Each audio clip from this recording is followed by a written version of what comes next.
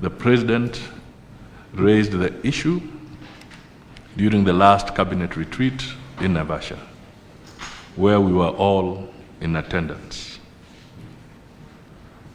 Ladies and gentlemen, we have not been overzealous in protection of public resources. Duplications and overlaps in some of our MDAs and state agencies is shocking. As a result, His Excellency the President, Dr. William Ruto, has directed the consolidation process of state agencies to commence to stop duplicity of functions and wastages. We have legally created state agencies that are similar in mandate, and all of them depend on the Exchequer for resources. As a result, the Exchequer has to resort to taxing citizens to raise these resources. This is not prudent utilization of our resources. We will be receiving a presentation today from the National Council of Law Reporting for us to appreciate just how serious this matter is. In addition, it is instructive to note that where we have signed agreements with development partners, for example, there are many cases where loans remain undisbursed because of non-fulfillment of conditions precedent to their effectiveness. As such, we continue to repay large amounts of commitment fees even though the loans are not effective. I therefore wish to request the PS National Treasury to take stock of these loans and provide us with a report detailing the status of each. And I'm happy he's here. He'll be able to help us on this particular issue as well. Further, we have many signed MOUs, but implementation is very weak.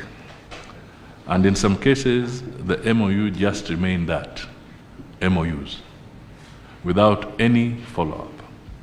It is very important that we optimize on the available resources that we have.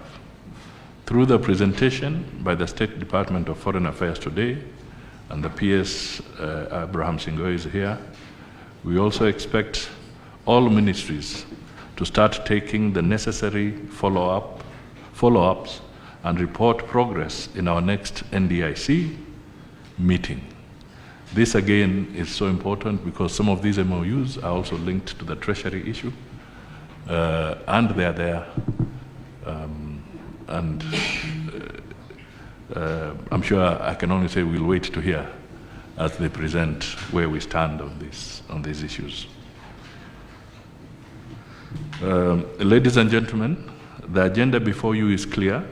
It is divided into 5 sections that include presentations on topics carefully chosen to drive us on the right path.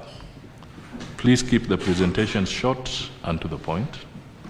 The essence is to have the meeting takeaways, and in the process, help us unlock issues, bedeviling delivery of services to the people of Kenya. Let us all stay on the straight and narrow to save our time. Towards the end of the session,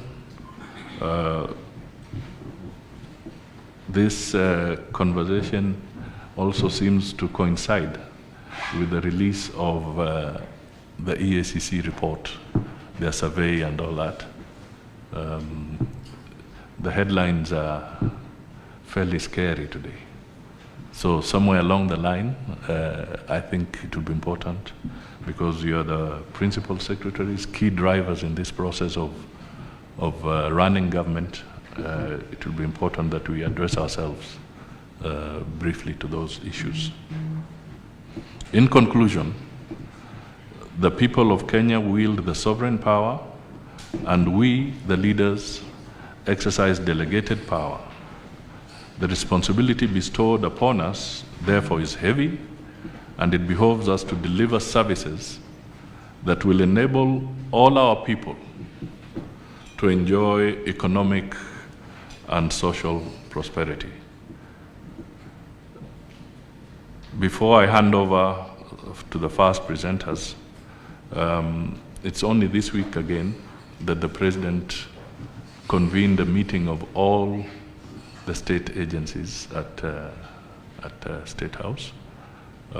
Most of you may not have been there because you are engaged elsewhere, but these are entities under your watch. And he did raise some very fundamental issues, again, which we will go through briefly, so that we can be able to provide sufficient service to the people of Kenya. So, ladies and gentlemen, those are my brief opening remarks. Once again, I thank you for availing yourself, and we are ready to go. So, PS Nduva, let the dice roll. Thank you. Thank you so much, Your Excellency.